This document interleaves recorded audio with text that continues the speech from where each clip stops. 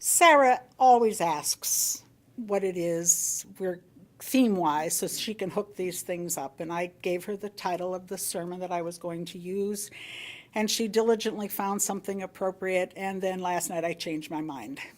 So it is not her fault that it doesn't quite hook up. And then the second aside I was thinking of as I thought of Sarah, she's doing these UU moments. Someday, somewhere, when somebody in the future is doing a UU moment, it might be Dick Bonham who's the UU artist. He's internationally and nationally acclaimed for his medallions, like the things that have gone around. His sculptures are all around. And I thought, wouldn't that be kind of neat? Someday we'd have a UU moment about Dick Bonham. Maybe we could have one while he's still alive. Wouldn't that be? Married to his loving wife, Well, that's right. Okay, now my other aside and why I changed my mind. The sermon that I had chosen really was quite good. I liked it a lot. But as the week progressed, I picked that early in the week, and as the week went on, I thought, and I know this is Martin Luther King weekend, and of course that brings all kinds of thoughts to mind about how racially divided we certainly are. But I thought I wanted something with a little bit of uplift to it too. So I found a sermon that I had done in 1998. It was written in 1997 for Church of the Larger Fellowship. And it's entitled Four-Letter Words, written by Marni Harmony. She used to be at the First Unitarian Church of Orlando, Florida. Some words can evoke powerful emotions, deep, visceral responses from us. Sometimes they're good words. They conjure up positive, pleasing images and fill us with a sense of peace, of delight. And sometimes they're words that fill us with fear or anger or disgust. Four-letter words. In the English language, it happens that many curse words have four letters. So the term four-letter words has basically become synonymous with vile or crude speech. I don't like those words. That doesn't mean I absolutely never use them.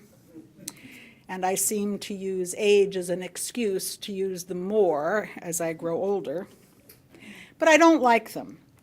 And I don't like hearing them come out of my mouth. And I don't like hearing them come out of anyone else's mouth. I particularly don't like hearing speech that's speckled with them. I just can't get into championing someone's right to use foul language or spew insults or hatred. I find myself deeply troubled by the way these words manage, with increasing frequency, to be, well, maybe not respectable, but certainly acceptable in our society.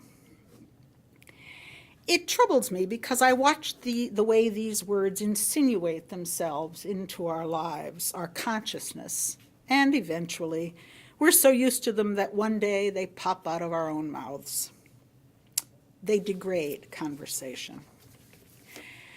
A newspaper columnist, Donna Britt, told of seeing a teenage boy at a mall wearing a T-shirt with the message printed on the back. Expletive, you.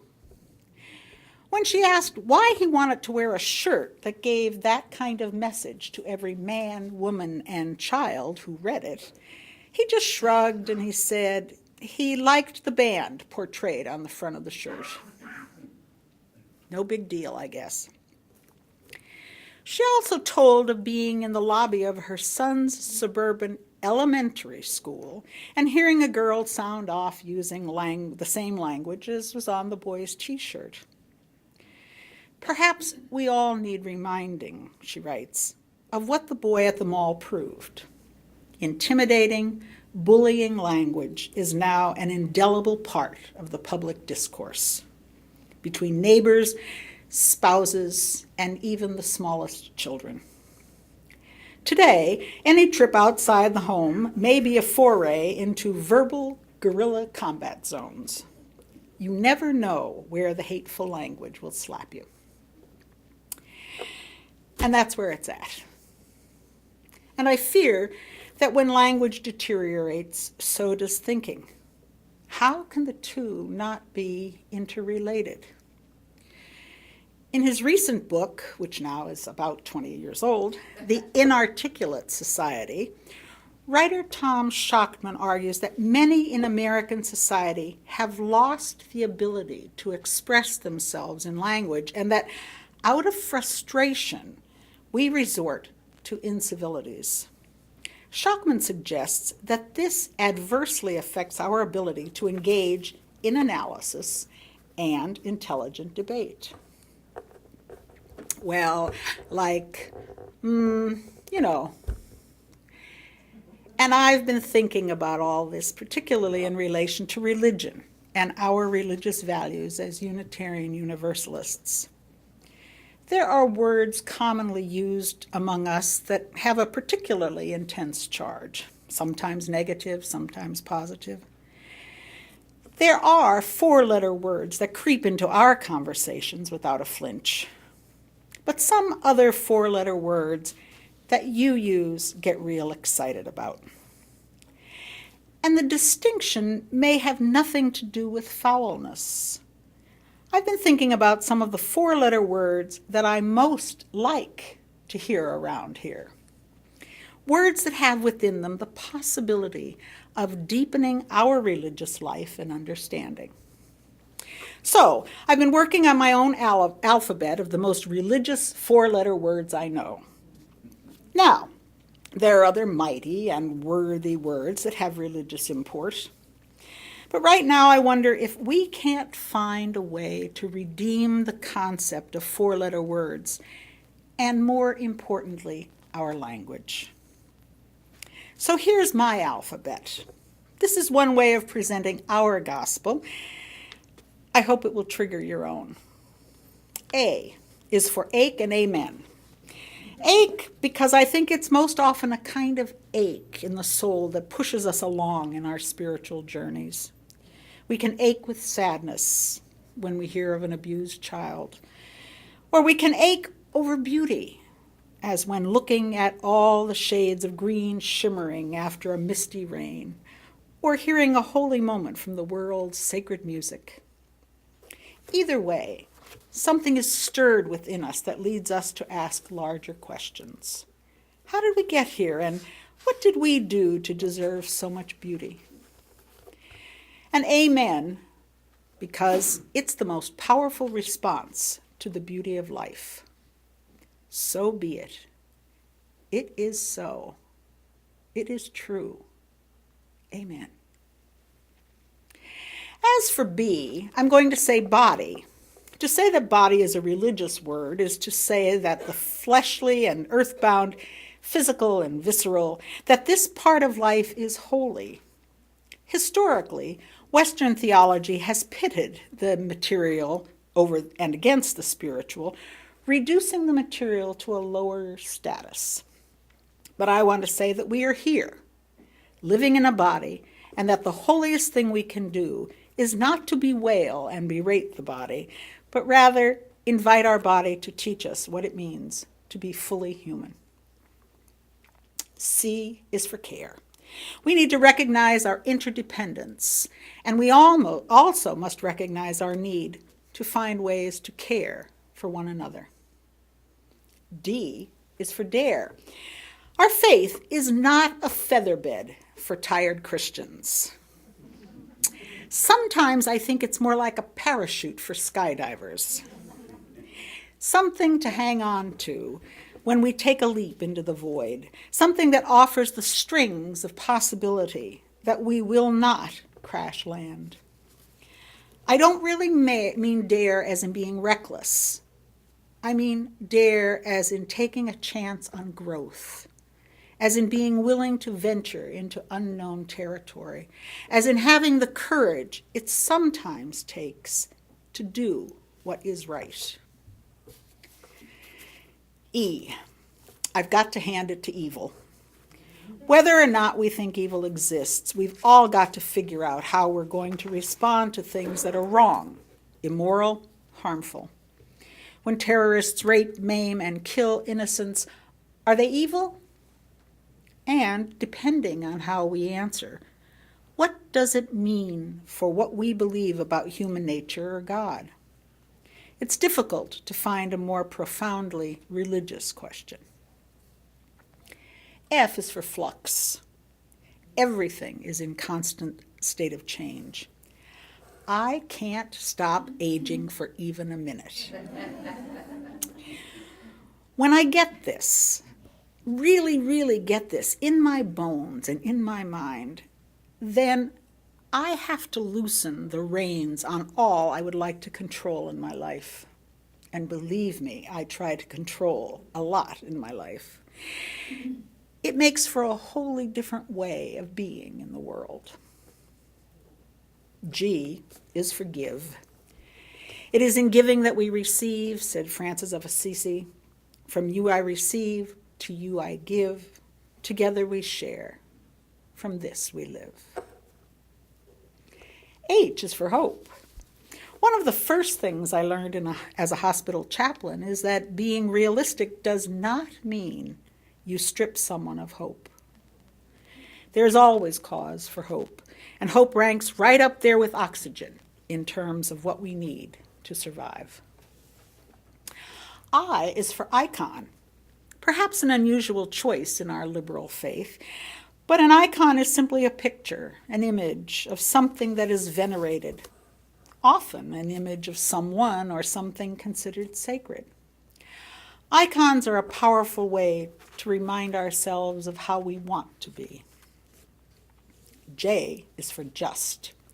James Luther Adams once wrote that religious liberalism affirms the moral obligation to direct one's efforts towards the establishment of a just and living community. What is most holy, another four-letter word, gives form to what is just. Being just goes beyond being fair or lawful. It includes seeking and promoting the good of others. K. Well, it's not exactly an archaic word, but it's not one we hear much here. Kirk, and not of the Starship Enterprise. I don't think that most of us can grow spiritually in isolation. And at this point, as it was for her in the late 20th century, it seems to be that the Kirk, the church, is the sole institution that is serious about community. I might have doubled up here and also said kind is a four-letter word. L is for love, hands down. Hatred will not cease by hatred, but only by love. That is an unalterable law, says the Buddha. Where there is hatred, let me sow love, says the prayer of St. Francis. The more love in our hearts, the larger our spirit. I am more certain of that than of anything else in the world. M is for mind. Fine-tuning our powers of discernment, nurturing intelligence, honoring reason in our religious journey is the way of the mind. The principles of our free faith seek to free the mind from imposed doctrine or unexamined prejudice. N is for need. Need suggests lack, something that requires being attended to being filled. Need is the great leveler. Every one of us has a need to be known, to be cared for, to be treated with regard. O is for open. Being open has to do with being spacious, exposed, accessible, vulnerable, not being shut or closed. Sometimes that's hard to do, especially when we already know all there is to know about something, and we know we are right. But staying open is really about continuing to grow. P is another doubleheader. My hit parade P words are pain and pray. They're both such religiously important words that I couldn't pick one over the other. Pain, because of what it teaches us about human possibilities. I don't really subscribe to the no pain, no gain school of thinking, since I think there are ways to learn that don't involve pain. But there's no denying that pain is a powerful teacher. Pain teaches us about compassion, which actually means to be with someone in their pain, by definition. The heart of prayer is gratitude, and I think we should pray without ceasing. Q was tough. I had to cheat a little. One dictionary I consulted listed as a word, this for you Scrabble players, the abbreviation QUES, standing for question. That is cheating. At the heart of our faith is the invitation to keep questioning, to keep seeking more information. I too time it again with R picks. These are root and rest. In thinking about root as a religious word, you might envision a flaming chalice with roots representing the world's religious traditions, feeding it from the base. Roots are the base, the source, the origin, the foundational support, that which feeds us from deep down. And the word rest, of course, suggests Sabbath, the time we all need to be quiet, to listen, just to be. S is for sing. It's hard to find a more direct channel to the holy than through music. T is for thou. To understand another as thou is to relate to the divinity that resides within each of us. As a Jewish philosopher, Martin Buber, reminds us, viewing the world from an I-thou perspective is vastly different from dividing the world into us and them. U is for undo. Oh, I know we can't undo our mistakes or our thoughtless deeds. But when deep in our hearts we can admit to ourselves that that's what we most wish we could do, then the most religious thing we can do is to find some way to make amends, to atone, to change. V is for vows, the promises that bind us in relation to one another or to behavior to which we aspire. Vows help us to become larger than we would otherwise be. W is for word. In the beginning was the Word. By words, we discover and create who we are, and we make a profound impact on our world. Once, a master was called to heal a sick child with a few words of prayer. A skeptic in the crowd observed it all and expressed doubts about such a superficial way of healing. The master turned to him and said, "You know nothing of these matters. You are an ignorant fool." The skeptic became very upset and turned red and shook with anger. Before he could gather himself to reply, however, the master spoke again. When one word has the power to make you hot and angry, why should not another word have the power to make you heal? X is for Xmas, and the extraordinary birth of hope and healing that we celebrate around the birth of Jesus. Y is for yoga, which is really about discipline and the process of training the body and the mind in the service of spiritual insight. And I did not insert that. And finally, Z is for Zion, the city of God, the utopia that we are all working together to create. There you have it. Now, just for a little experiment, I encourage you to pick one of these words and live with it for a week. Turn it inside out until you've reached the core of it. Give voice to as many times as possible. Meditate on it. And just notice any way in which it brings the good news of our liberal faith closer to you. If you're more adventurous, you could devise your own 4-letter word alphabet for religious growth.